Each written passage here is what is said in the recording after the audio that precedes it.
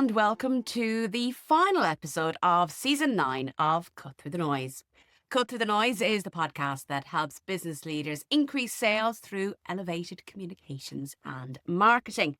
I'm your host, Aisling O'Rourke, founder of The Communications Coach, and we're based here in the Republic of Ireland. I work with business leaders who want to communicate with clarity, and you are very welcome to today's episode. In this season, season 9 of the podcast, we focused in entirely on social media as a marketing tool. It's hard to believe that social media has been around now for the guts of 2 decades. It's brought with it many challenges, but it's also brought some fantastic marketing opportunities along as well. More recently, influencing marketing and content creation has exploded, and it's now a key part of most marketing strategies. In fact, it should be a part of your marketing strategy. However, as a result of the speed of evolution of social media, marketing in particular, it can all feel very overwhelming. I mean, it does feel like there's a new platform every couple of months and each one has its own eccentricities. And before we even get to grips with one, we have to get to grips with another. And then we're out of breath because it's all completely overwhelming trying to keep up with the latest trends. So that's why for this season of Cut Through the Noise, I wanted to focus in on social media as a marketing tool and break it down. You see, I'm a firm believer in simplicity being the key. I don't like overcomplicating things for the sake of overcomplicating them. Even the biggest of projects can be broken down step by step. I like to see it as a way of making everything achievable. Break it down into steps, tackle it step by step, and then at the end, not only have you got the completed project, but you also have the evidence of all the hard work that you've put in as well along the way, and that is worth something. That's worth a boost in confidence, learning new skill, whatever it might be. It's the added bonus to breaking things down bit by bit. It's a good accomplishment and a great confidence builder, particularly if this is a new area for you. So if social media marketing is causing you late nights and endless amounts of stress, then this episode is for you. I'm going to look back over the key highlights and our key learnings in season 9 of Cut Through the Noise. I had the pleasure of speaking with some amazing guests this series, and staying on the theme of keeping things simple and achievable, we started with the basic rules and regulations that we have to keep in mind when we are marketing ourselves and our businesses. I was delighted to be joined by Orla Toomey, CEO of the Advertising Standards Agency. Orla and I discussed how the ASA works, the guidelines that they produce, and the laws that you need to follow. It's always to take a step back and look at the ad and the claim and think, if I didn't know anything about this, or if I was looking for this type of service, but I'm not an expert in it, would I understand what's being offered here, and would I understand what I'm going to get out of it? So I think, and that's one of the rules in the code, is that we know that the advertiser might have an intent, but what we look at is not what the intent is, but what the actual message is for the consumer. When I run workshops or speak with clients one-to-one, one of the most frequently asked questions I get is around showing up on camera.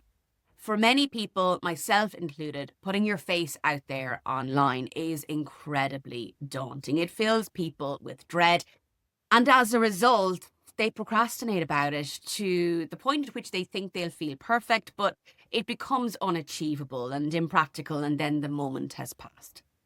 And look, I have to be really honest here. I never wanted to be on camera. I never thought of myself as someone who could work on TV or do content like this. But, you know, I had a conversation with a client a number of years ago now when I was asked, well, hang on a second, Aisling, your business is doing all right. You don't do videos. You don't put yourself on camera. Why are you asking me to do it? And it was for me a light bulb moment, because it was really important to me that I really gave the communications coach a good chance. I wanted to set up my own business. I wanted it to be a success. And if I was going to make it a success, I had to just use all the tools that were available to me to market my business. And video creation is one of those tools. And at that time, I was not showing up on camera. People didn't know what I looked like. And that was deliberate on my side of things. But it also was holding me back. So bit by bit, I started making videos. Were the first videos that I made amazing? No, of course not. They were stilted and formal, and it didn't show my personality as I would have liked. And they took an age to make, but I kept at it. It's like learning any new skill. You don't become a concerto award-winning cellist without hours and hours of practice. Now I actually quite enjoy this, and it's given me a boost in confidence that I genuinely did not know that I needed. Part of showing up on camera is around showing your personality and learning to just be yourself. And two ladies who I follow avidly online on their various social media platforms, and they're amazing at showing personality on and off camera. And they are the sisters behind Kay's Flowers.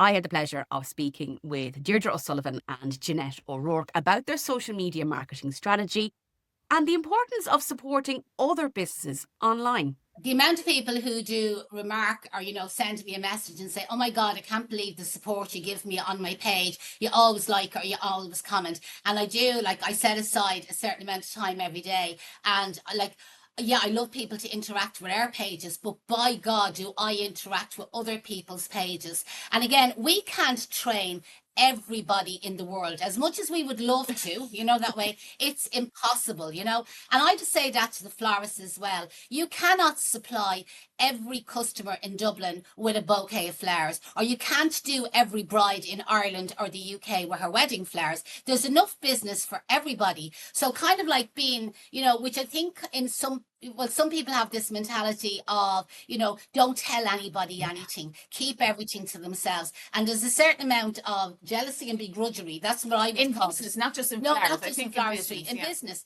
where we actually think the opposite works. Now, if I've said it once, I've said it 1,000 times. I'm not one for jumping on trends for trend's sake.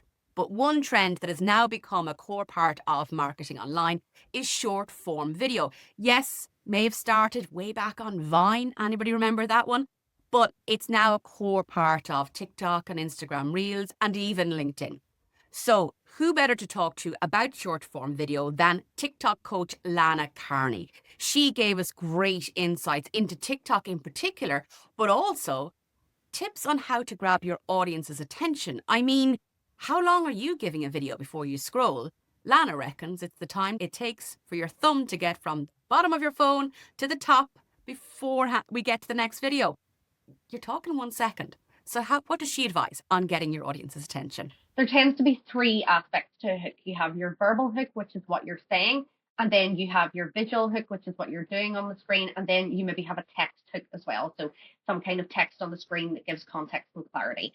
Your hook needs to, it kind of depends on the point of your video, but ideally it wants to speak directly to the audience's pain points or struggles or something specific that they're going through, and it wants to offer clarity. So for example, if I was a dentist and I was giving tips on how to brush your teeth properly, within the first couple of seconds of the video, I would say something like, you're brushing your teeth all wrong. Here are 3 tips from a dentist who's been doing this 20 years on how to do it properly. So you're stopping the scroll, you're giving clarity, you're giving context and a reason to keep watching. Now, of course, I couldn't do an entire series around social media marketing without mentioning influencers.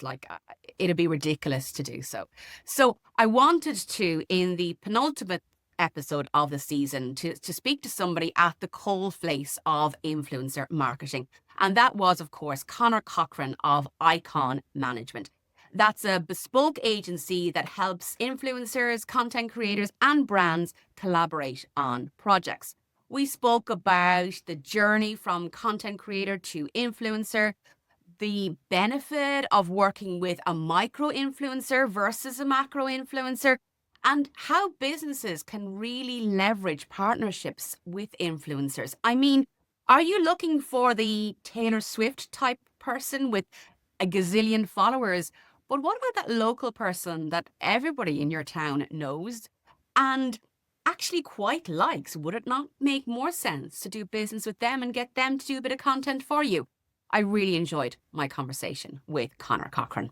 The word influencer often starts with the word creator, and that's often a word that you can start with, because if you look at how an influencer becomes an influencer, it starts with an individual who creates content to a small audience. The audience like the content they're doing. They start to create more and more content like that. So they become an expert in that content creation and an expert in what they're delivering. So if that's like a beauty influencer, it might be like, I'm educating you on, here's kind of the best makeup for going out this night, or if I'm fashion for summer, here's the best summer looks to buy and where to get these bargains and so on. So often it starts as an individual who has a passion for a particular area. They start creating that content. Then all of a sudden the audience starts to build. And there's not like one metric that they become where they hit 10,000 followers, they're now an influencer. They definitely start with a point when you're in the single thousands to even 10,000. You're a micro influencer. Well, I'm afraid that's a wrap for season 9 of Cut Through the Noise. I hope that we helped to break down social media marketing tools for you. We will, of course, in seasons to come be talking about social media, but I did think it was important to dedicate a season to it.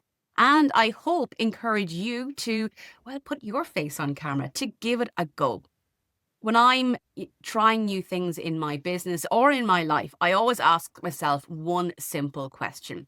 Will I regret having not tried? And if the answer is yes, then I have to give it a go. And for me, that was video creation. I never imagined having a YouTube video or sharing bonus content for each episode for our YouTube followers. But now it's a core part of what we do here at Cut Through the Noise. And it is working for our business. I know it's working for millions of others. So if you've not started, you really do need to give it a go. You never know. It might give you a boost in confidence as well that you didn't know you needed. Of course, if this is your first time listening to Cut Through the Noise, please do feel free to go back and check out our back catalogue. Of course, if I can be of any help with your communications and marketing, if you need some help in building your confidence online with public speaking, get in contact with me. You can hit me up on any of my social media platforms or just email me hello@thecommunicationscoach.ie. Of course, all the links and email addresses will be in the show links below. Thanks to my wonderful podcast editor, Amanda.